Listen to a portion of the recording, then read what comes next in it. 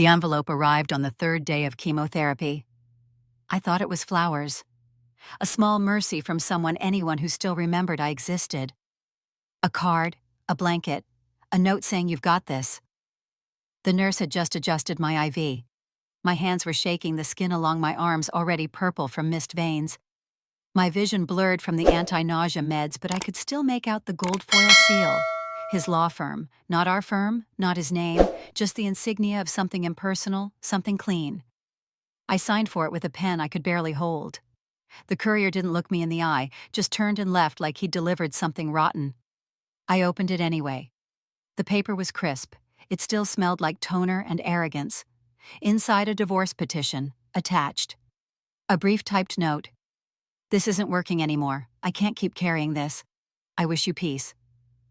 That was it. No name, no apology, just 9 words that ended 7 years of shared life. He didn't even have the decency to spell my full name right. He hyphenated it like an afterthought, as if I were a burden he needed to offload before the next investor call. I didn't cry. The woman in the chair next to me, a retired librarian named Sharon, asked if I was okay. I smiled at her and said yes, because that's what women do when their world ends in a hospital chair. They smile. They nod. They fold the pain neatly between their palms and say, "I'm fine." I folded the letter in half, tucked it into my bag, and then I looked out the window at the parking lot filled with cars that didn't belong to him. He wasn't coming. He'd already left. This was just the paperwork. I used to believe that love was collaboration, 2 minds, 1 future. That's why I walked away from law just a year after passing the bar, trading courtrooms for conference rooms, litigation for marketing strategies. Jason said we were building something together, and I believed him. He had the charisma, the voice that turned investors into allies and boardrooms into fan clubs. I had the structure, the discipline, the numbers that made his charm profitable. People called us a power couple, and for a while I thought they were right. But somewhere between product launches and polished interviews, the lights in his eyes stopped reflecting me. He still smiled, always smiled, but it was the kind you learn to fake after too many networking events. When I was diagnosed, he didn't say much. Just paused for a beat before asking if I'd still make that Q4 meeting with the regional team. I said yes, of course I would. I always did. The company we'd built, a sleek, open-concept fortress of glass and steel, kept running. Its elevators still hummed, its interns still buzzed through hallways, its windows still gleamed like promises. But for me, the place had grown cold. Too many leather shoes clicking past me without slowing down. Too many congratulations about awards I no longer had the energy to accept. The conference table we picked out on our 2nd anniversary, I hadn't sat at it in 6 weeks. Jason's calendar was booked solid, just never with me. Not for chemo, not for follow-ups, not even for the night I collapsed from fatigue in our high-rise kitchen. He was out closing a deal in Phoenix. Our condo, with its museum-grade silence and curated art, had never felt so hollow. I Ubered to treatment, alone. I brushed off the nurses when they asked if anyone was coming to pick me up. I always said no. He was busy. That was the script. That was the marriage. He didn't come to the hospital that day. Not to visit, not to sign anything, not to look me in the eye. Instead, he sent his assistant, some bright young thing in Louboutin heels, with perfect posture and a clipboard she held like a weapon. "Mr. Reynolds sends his best," she said, avoiding the smell of antiseptic and the IV drip attached to my arm. She handed me a cream envelope sealed with gold foil and stepped back like she'd just delivered a letter bomb. Inside, the divorce packet. No flowers, no apology, just a signature at the bottom that wasn't mine yet, and a post-it note scrawled with 9 words that read like a legal clause more than a goodbye. "This isn't working anymore. I wish you peace." But what he meant was, "You're off-brand, you're expensive, you're done." He never said the word cancer out loud, but he didn't need to. Every action after the diagnosis spoke fluently in abandonment. It wasn't just that he left me during chemo. It was how thoroughly he erased me from the story while keeping the headline of our life polished. Online, we were still together. Our company's website still listed me as a co-founder. Social media posts from corporate events showed us smiling old photos strategically reused. At industry panels, Jason still called me my better half and mentioned how resilient I was, the kind of vague flattery that kept investors comfortable. But behind the scenes, the paper trail told a different story. 2 weeks before that envelope showed up, he quietly restructured our corporate shares. I only found out later when I was healthy enough to care, but by then it was done. He'd diluted my holdings through a dummy LLC. He controlled citing performance-based equity clauses I didn't even know existed. Never mind that the company started with my money, my inheritance from a father he'd once cried to over dinner, saying he wanted to build a legacy with his daughter. That legacy became a footnote in a boardroom he no longer let me enter. One by one, I disappeared. My name was removed from legal documents. My access to company files was revoked. When I tried to log into our internal server from home, the password had been changed. I emailed HR. They said the request came from above. Even my assistant, a girl I'd mentored from her college internship, stopped replying to my messages. Jason had made it clear that aligning with me was no longer strategic. My phone stopped ringing. My inbox stayed empty. I wasn't just being divorced. I was being extracted, edited out like I'd never existed inside the walls I helped build. I wasn't at board meetings anymore. I wasn't CC'd on the financials. One day I walked past a cafe and saw Jason in a magazine Entrepreneur Monthly front cover full spread. The article called him a visionary, a self-made man. Said he'd built a multi-million-dollar firm from scratch with his wife's support. That was the only time I was mentioned. Support. As if I'd been the cheerleader, not the strategist. As if I hadn't crunched the numbers, found the first angel investor, written the very business plan that Jason now printed in glossy brochures. My lawyer, when I finally found the strength to hire one, showed me the documents I'd missed during treatment. Asset transfers. Silent buyouts. Clauses buried in board resolutions that moved our joint accounts under his name.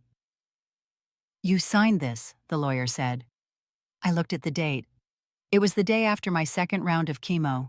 I had no memory of signing anything. But the signature was there. Shaky, off-kilter, but legally binding. I remember thinking, was that the day I passed out in the shower? Or the night I woke up on the floor with a nosebleed? Jason had waited for that version of me, the foggy, drugged-up one who couldn't finish a sentence to secure his freedom. And he did it with precision. No confrontation, no yelling, just paperwork and timing. In the end, that was the worst part. Not that he left, not even that he stole, but that he did it all so cleanly, with the efficiency of a man closing a deal, not ending a marriage. No drama, no goodbye, just deletion, a quiet wipe of the hard drive. One day I was half of something. Next, I was a legal inconvenience he handled via courier. I looked in the mirror after reading the final notice of share transfer and didn't recognize the woman staring back. No hair, no rings, no company. Just a body still fighting to live, while the man who once promised to stand by it had already moved on to someone younger, louder, healthier. In his world, I had already died. On paper, I nearly had. I didn't call a reporter. I didn't post a single thing on social media. I didn't text my girlfriends or draft a blog post or scream into the void like I wanted to. I let the silence settle instead. Let it press in on me like the hospital sheets had, when my body felt foreign. I had nothing left to prove to anyone, not even him. I wasn't angry, not yet. I was unfinished, and that was more dangerous. So I went home, what was left of it, and pulled out a box from the back of the hallway closet. It was buried beneath old scarves and receipts and dreams I'd shelved years ago. Inside were my law school notes, yellowed outlines, mock exams, case summaries I once annotated like they were scripture. I had given up law the moment Jason's company took off, back when love still looked like sacrifice. But I remembered how alive I had felt in those classrooms, how much I loved reading through precedents, writing arguments, threading logic into strategy. My hands still knew where to find the highlighters. My mind, though rusted, knew how to grind back into motion. So I studied, quietly, while the rest of the world assumed I was recovering, healing, emotionally, rebuilding. I was reading. digesting, downloading practice questions. I'd finish my treatment in the morning nap for 2 hours, and then drag myself to the kitchen table and study until midnight. I didn't tell anyone. No announcements, no support group confessions. I learned everything again: tax code updates, corporate law revisions, digital forensics. I was too weak to lift grocery bags, but I memorized the thresholds for financial disclosure with a kind of discipline I hadn't felt since my 20s. I sat for the bar in a navy wig and a borrowed blazer that hung off my frame. My fingers trembled during the essay section. I had to pause twice to close my eyes when the room spun. But I passed. And I didn't throw a party. I didn't even tell my mother. I just printed the license and tucked it into the same box where I used to keep Jason's love letters. Then I got to work. Not loud work, not big work. Quiet contracts, legal proofreading. I signed on with a firm that specialized in financial compliance and internal audits cases no one liked to handle because they were tedious and unglamorous. That's exactly what I wanted. No headlines, no attention, just systems data silence. The firm was small 4 lawyers and a rotating cast of junior paralegals. They didn't know my last name, not the one I used to have. They just called me Lex, short for Alexis, and assigned me low-profile clients, mid-sized logistics companies, private tech startups, nonprofits, under review.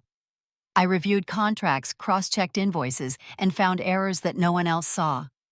I didn't ask for credit. I just built my reputation through consistency. I showed up early. I stayed late. I drank bad coffee and wore the same pair of black flats until they split at the seams.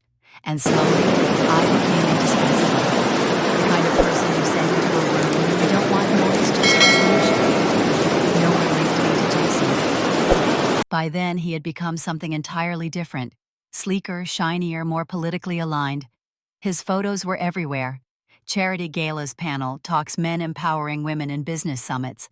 He gave speeches about resilience and ethical leadership.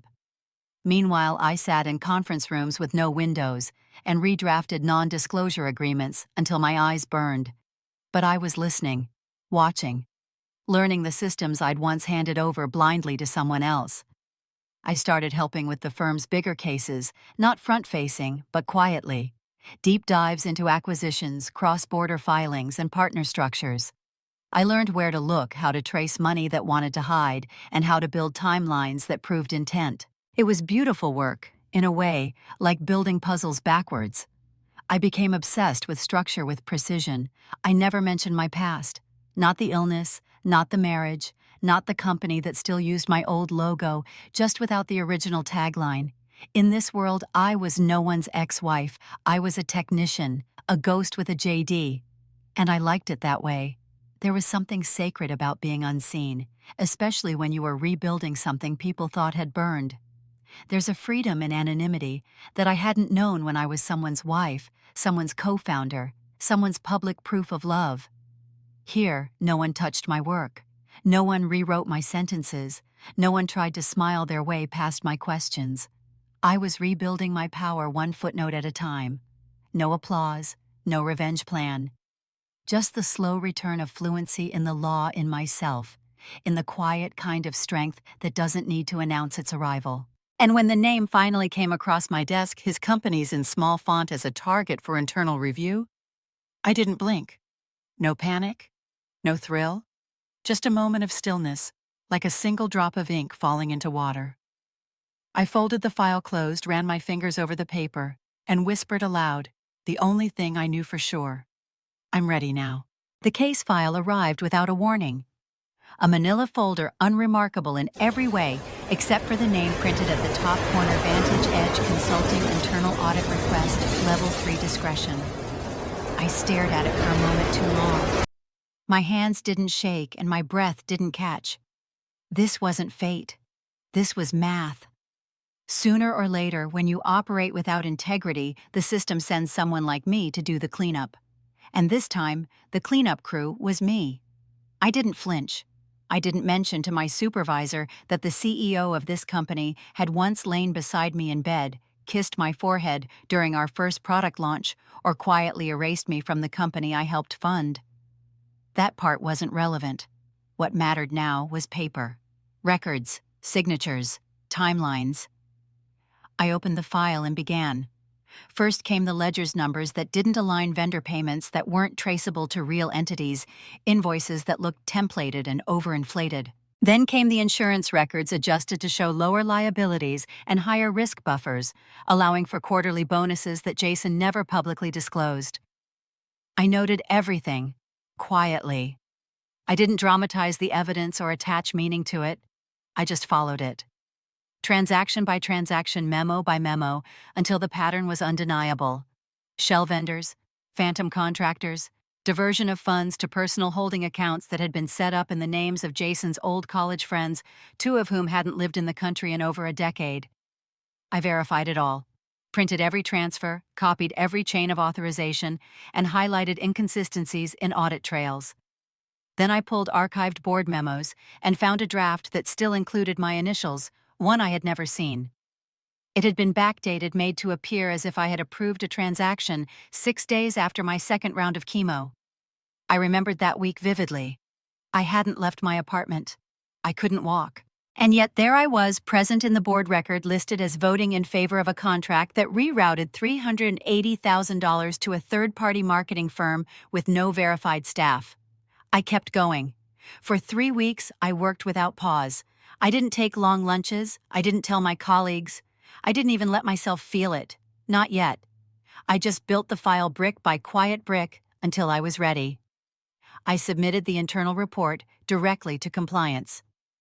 A sealed document, 84 pages fully referenced, time-stamped and notarized. I filed no complaints. I made no accusations. I simply presented the math and let the weight of the evidence collapse in on itself. Within days, the board called for a formal review. Jason didn't know I had prepared the report. He had no idea I worked for the firm handling the inquiry. By the time he learned my name was on the investigator roster, it was already out of his hands. I wasn't in the room when they served him the audit summary. I didn't want to be. My goal wasn't spectacular. It was a consequence. He tried to contain the fallout, released a statement about internal misalignment called the findings inconclusive, and blamed junior staff. But the paper trail didn't care. It had no loyalty, no memory of love, just facts. And the facts were clear. Journalists got hold of the report 2 days after the internal hearing. No one from our firm leaked it, but someone in the outer circle did, perhaps a disgruntled former partner, maybe a lawyer from a rival firm. Either way, once it broke, it spread fast. Articles flooded the finance blogs, then the tech forums, and finally the major publications. Vantage Edge CEO, accused of financial misconduct by anonymous internal audit. They didn't know it was me. That part stayed protected. But every quote they pulled, every section they referenced came from my report. I recognized my phrasing, my syntax, my silence repurposed as fire. Jason issued another statement. This time he looked smaller. No designer suit, no podium. Just a camera, a tight frame, and that old salesman charm he used to weaponize. But it didn't work. Investors pulled out, partners suspended contracts. The board held a vote to place him on administrative leave pending investigation. I watched the live stream in my apartment alone, surrounded by unopened bills and thick stacks of affidavits.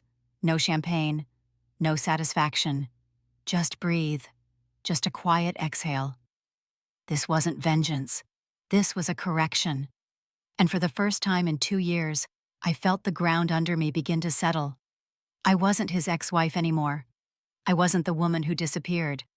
I was the one who had looked at the truth and dared to name it, not with fire, with evidence. He walked into the courtroom flanked by 2 attorneys, one older, seasoned, the other young, and coached on how to sit, when to nod, and what not to say. Jason wore navy, like always the color of controlled power. His tie was red, his posture sharp. He looked every bit the misunderstood visionary, betrayed by bureaucracy, dragged into scandal by miscommunication. He had no idea I would be in that room. Not until the judge called the session to order, and I stood from the second row of the gallery, Crisp, white blouse blazer, buttoned high hair, finely grown just enough to frame my face like it remembered how to be defiant. His eyes locked on mine. He froze mid-conversation, mid-image, mid-performance. No words, just that flicker recognition laced with disbelief. I didn't smile, I didn't nod. I walked to the front of the room, opened the folder in my hand, and began. Your Honor, this document is one of 5 presented in the defense's corporate filings. The signature attributed to me is a forgery. I spoke without tremor, as though I were reciting a statute I'd read 1,000 times. I placed the original document on the evidence screen. For comparison, I continued sliding forward. Another paper is my verified signature on an executive agreement dated 3 months earlier, filed certified and notarized before my diagnosis. The courtroom shifted. Chairs creaked. Someone exhaled too loudly behind me. Jason didn't speak, not yet. His attorney leaned in, whispering with increasing urgency. The judge narrowed his gaze. Counselor, he said to me, do you have any personal knowledge that would support your claim? This signature is falsified. I didn't flinch. I looked directly at the judge and said, yes, Your Honor. I lived with the man who signed that document for 7 years. I shared a bed with him. I memorized the way his hand curved when he wrote the R in Reynolds. This isn't his signature. It's a mimic. A weak one. Silence stretched across the room like a wire. The older attorney at Jason's side shifted in his seat. Jason still hadn't spoken. His jaw-clenched, eyes darting across the courtroom, like there was still a chance this would all fade if he just refused to acknowledge it. But I wasn't finished. I submitted 6 more documents. I walked the court through the timeline of falsified filings, the inconsistencies in internal audit reports, the sudden creation of shell vendors, and most damning, the memo that bore my forged signature during the exact week I had been hospitalized, too weak to walk, let alone attend a board meeting.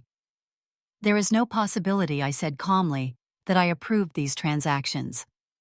Not unless I did it while unconscious, which I suppose is the only state in which I would have agreed to them. A few gasps escaped.